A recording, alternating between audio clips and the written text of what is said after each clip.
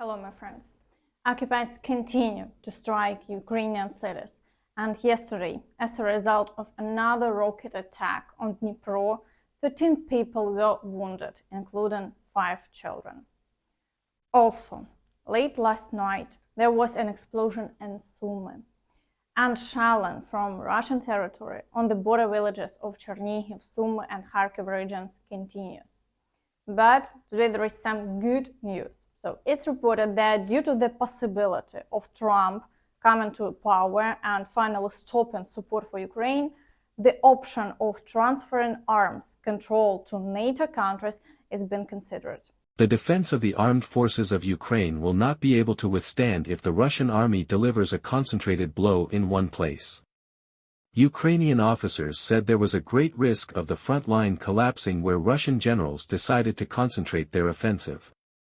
Currently, the armed forces of Ukraine do not have such technologies that would compensate for the power of the Russian army. In addition, Western countries do not have such technologies in sufficient quantities. NATO plans to take over the operational responsibilities of the contact group to help Ukraine with weapons. This is possible because of the likely re-election of former U.S. President Donald Trump. Allies see the change as a way to institutionalize the U.S.-led initiative.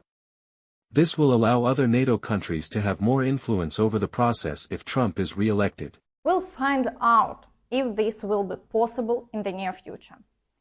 In the meantime, due to the lack of fighters on the front lines, Zelenskyi signed a law reducing the draft age from 27 to 25 years.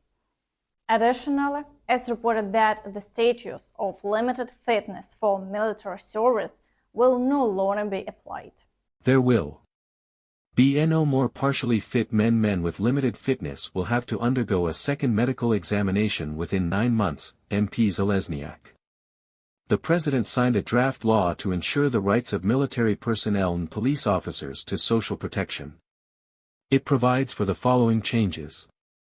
Black medium small square all provisions prohibiting the military from disseminating information in the media and online were removed from the draft law. Black medium small square the possibility of military personnel being treated for up to 12 months, in particular abroad, without the need to personally undergo a medical examination in 4 months is supported. Black medium small square cash payments in the amount of UAH 15 million to the defender's family in the event of his death are established at the level of the law.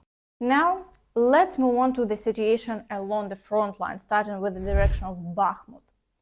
Here, the occupiers have seized all attacks, having achieved no success, and today only shelling continues. According to preliminary information, they are actively gathering reserves for further offensive actions at Chasiv Yar. Regarding yesterday's attacks, the Ukrainian Armed Forces confirm that fighting was already taking place on the outskirts of the city.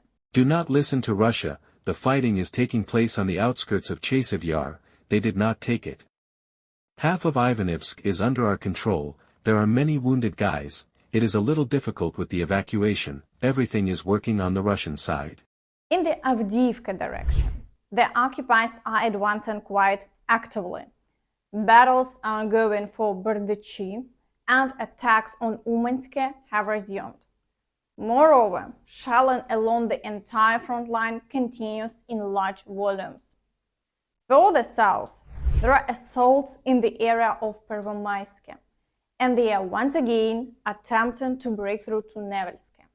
10 attacks were recorded in the last day, but the Russians haven't achieved any success and the front line remains unchanged. So we also observe that battles are ongoing near Nevelsk, and Shoigu claims that this settlement, along with many others, is already under their control. Уважаемые коллеги, добрый день. Приступаем к работе. Начну с обстановки в зоне специальной военной операции. После провала контрнаступления противник пытается закрепиться на отдельных рубежах и позициях, но ни на одном из направлений своих целей не достиг. Группировки российских войск продолжают отодвигать украинские формирования в западном направлении. Благодаря мужеству, профессионализму наших военнослужащих за прошлый месяц в Донецкой Народной Республике освобождены населенные пункты Невельское, Орловка, Тоненькая, Красная, в Запорожской области поселок Мирное. Всего с начала года под наш контроль перешло 403 квадратных километра территории новых регионов Российской Федерации. Продолжаем снижать боевой потенциал противника. С января вооруженные силы Украины потеряли более 80 тысяч военнослужащих, 14 тысяч единиц различного вооружения, в том числе свыше 1200 танков и других боевых бронированных машин. Несмотря на отсутствие результатов, на линии боевого соприкосновения Киев по-прежнему старается убедить своих западных спонсоров в способности противостоять российской армии. As we can see, they even made up a fictional settlement called Myrne in the Zaporizhia direction, which they supposedly captured. So overall, the fairy tales continues.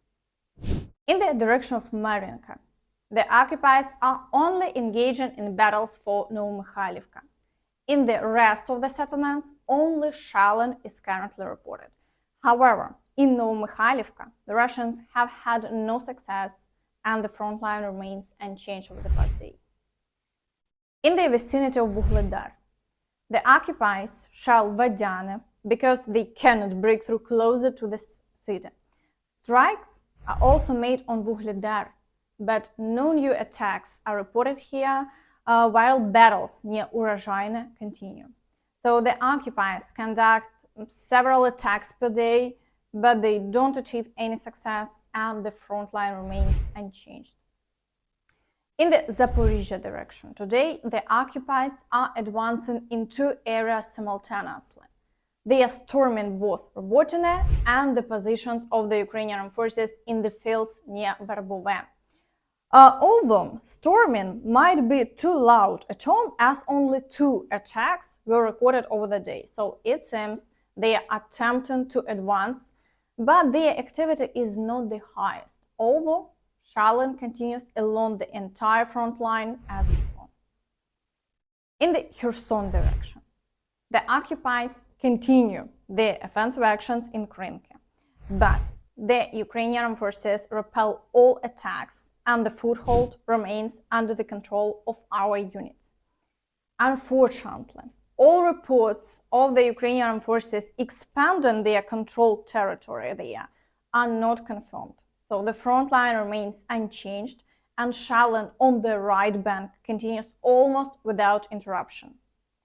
At the same time, Russian war correspondents have finally admitted that their situation is critical and they will not be able to advance to Odessa as Kremlin propagandists are shouting today.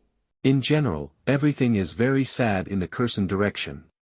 We were the first to reluctant to write about it, but you can't hide an all in a bag. Other channels were the first to write about it. There is no longer any question of any liberation of Kherson and the further liberation of Mykolaiv and Odessa. We have switched to a long-term defense along the line of the Dnieper River. And a naval landing operation, which could support our breakthrough to Odessa, is also not possible for the reason that the Black Sea Fleet more than half of its landing ships. Now, in the directions to the Dnipro Military Command, there are mutual strikes by artillery and drones. And, as it should have been proven, today the initiative is on the side of the Ukrainian Armed Forces. Now, let's move on to the Luhansk direction. In the area of Siversk, the occupiers failed to break through to Bilohorivka, so today only shelling is recorded. In the areas of Spirne and Ivanodarivka, they also didn't achieve success.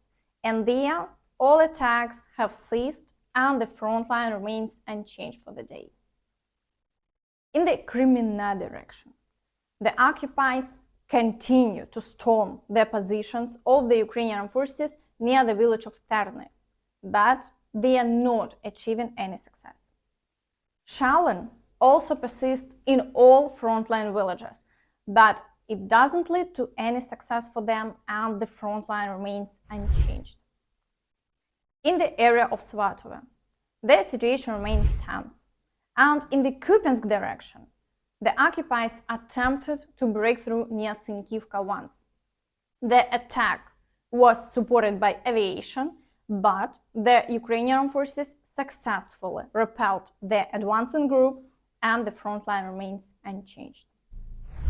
Meanwhile, in the United States, as before, the issue of supporting Ukraine remains unresolved.